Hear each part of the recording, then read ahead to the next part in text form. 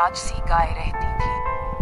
बेला उस भूमि की किसी भी अन्य गाय की तरह नहीं थी, क्योंकि उसके पास जादुई क्षमताएं थीं जो उसे अपनी प्रजाति की बाकी गायों से अलग बनाती थीं।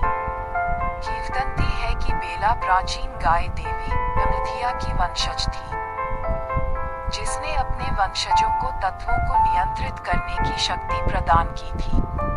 बेला अपनी पूंछ के एक झटके से तूफान बुला सकती थी और अपने खुर के एक झटके से धरती को हिला सकती थी।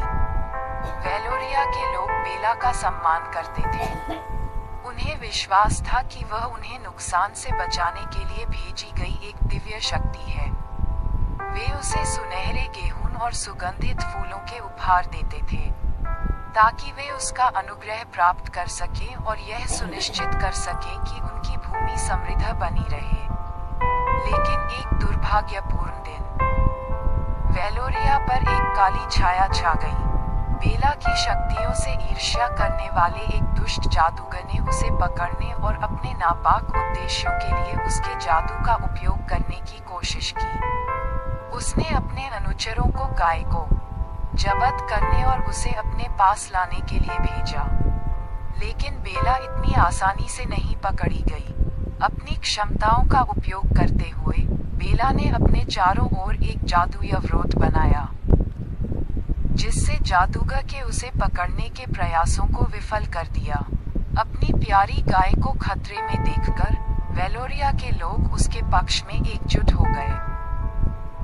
अपनी जान देकर उसकी रक्षा करने के लिए तैयार हो गए। एक महान युद्ध हुआ, जिसमें जादूगर के अनुचर बेला के बहादुर रक्षकों से भिड़ गए। आकाश में बिजली चमकने लगी और उनके पैरों के नीचे की जमीन हिल गई। अराजकता के बीच बेला ने अपनी पूरी शक्ति का इस्तेमाल किया, जिससे युद्ध का रुख उसके सहयोगियों के पक्ष में हो गया। अंत में जादूगर खुद प्रकट हुआ। उसकी आंखें द्वेष से जल रही थीं, क्योंकि वह बेला का सामना कर रहा था। लेकिन गाय देवी डरी नहीं, क्योंकि वह जानती थी कि उसका भाग्य किसी भी कीमत पर भूमि और उसके लोगों की रक्षा करना है। दहाड़ के साथ जादूगर पर हमला किया। उसके सींग एक अलौकिक प्रकाश से चमक रहे थे। दोनों के बीच अंतिम द्वंद्व युद्ध हुआ। उनकी शक्तियों ने जादू के एक चकाचौंध भरे प्रदर्शन में टकराव किया। अंत में बेला ही विजयी हुई। उसने जादूगर को वेलोरिया से भगा दिया और देश में शांति बहाल की। लोगों ने खुशी मनाई, अपने उद्धारकर्ता के सम्मान में दावतों और गीतों के साथ जश्न मनाया।